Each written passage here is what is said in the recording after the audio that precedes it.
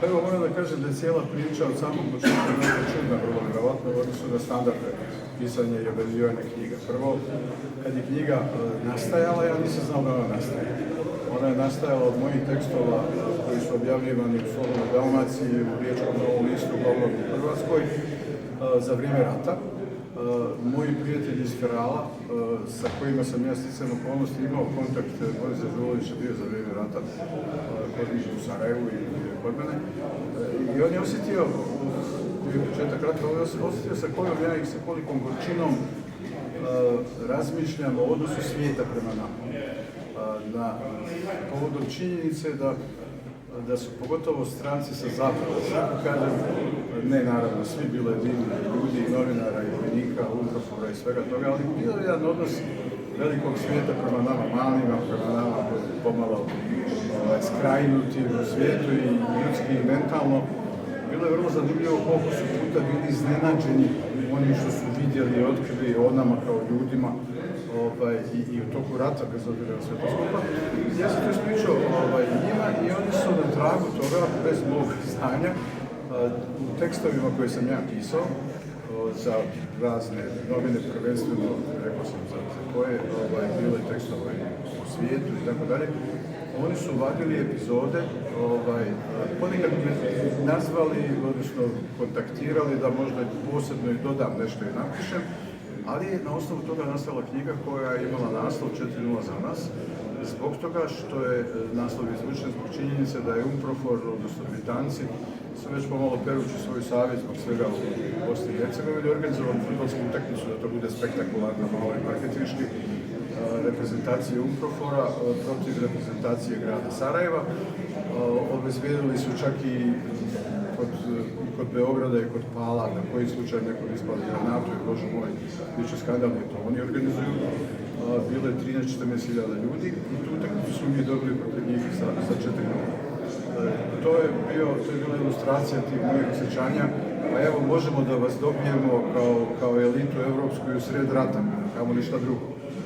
1995. pred kraj rata došao je vojnik UNPROFOR-a u redakciju dole pod zemljom u Sloboženju gdje smo pravili novinu i donio neki paketić i pitao koji je Zlatko Izarević i sve rekao ja sam, šta je pa evo kaže veliki paket iz Splita preko nas je došao, ja sam otvorio paket, u paketu je bila knjiga 4:0 za nas, Zlatko Izarević, Feral izdavač i ja sam tad shvatio da su oni zapravo napravili knjigu od mojih tekstova.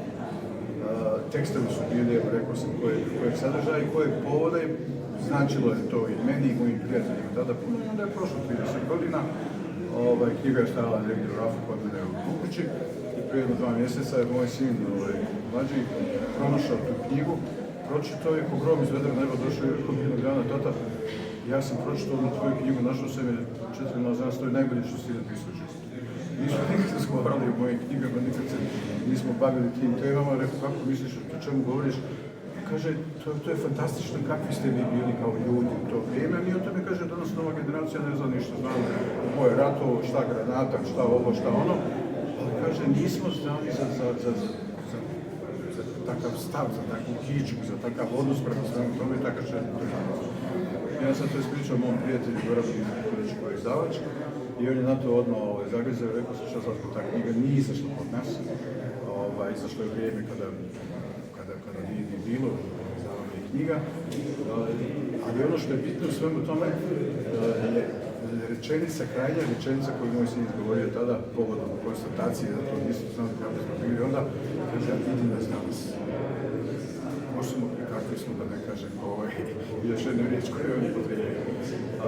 I onda smo se dogovorili da ima smisla da se ta knjiga objavi ponovo, jer je na svaku od tih tema, danas 30 godina kasnije, malte ne zaključak iz naše generacije, onih koji se sjećaju nekih drugih vremena, zaključak isti. Kakvi smo bili, a vidite nas danas kakvi smo. I onda sam ja rekao, može, sve u redu, mora se napiše kontekst, mali uvodu u kojem će se kazati o čemu se radi i mora da se promijeni naslov knjige, naslov knjige je danas 0:4 za nas, a ne 4:0. Hvala vam.